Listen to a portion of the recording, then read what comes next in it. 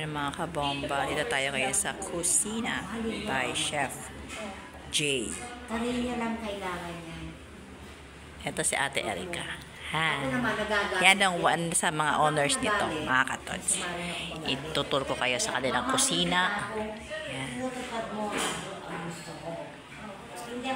Dito lang yan sa corner Derma. Dito sa may J. Reyes. Pagkaliwa nyo sa Tonangs, dito yan. Yan. Kusina by Chef Ray. May time kayo, visit nyo lang siya. Dito. Yung kanilang pagkain. May barkada bundle din sila. 1335. May family bundle. Meron din silang mga tipid meal. Sulit meals. Yan. Diba? Pasok sa budget. 149. Chicken, lechong kawali. 145. May mga siyempre meron silang favorite sizzling yan. Ayan ang gusto ko. Ang dessert din sila. Pasok tayo mga katods.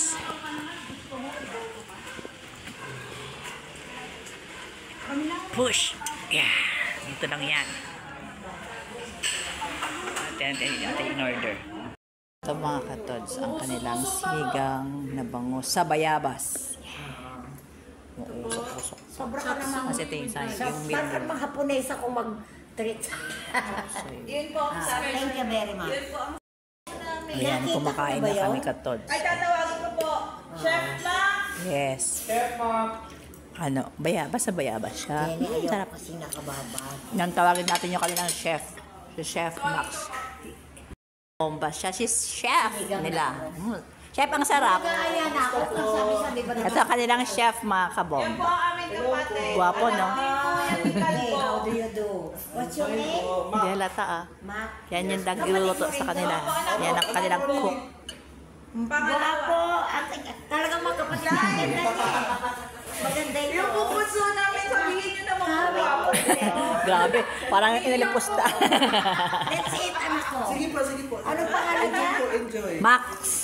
Yan ang kanilang chef cook. Mga pangalan niya. Guwapo, no, mga katbomba. Pag walang dessert. Lagyan mo ka Uy, konting ganda. music na Diba? walang salita. Meron pang design. Hindi pwedeng walang dessert. Siguro.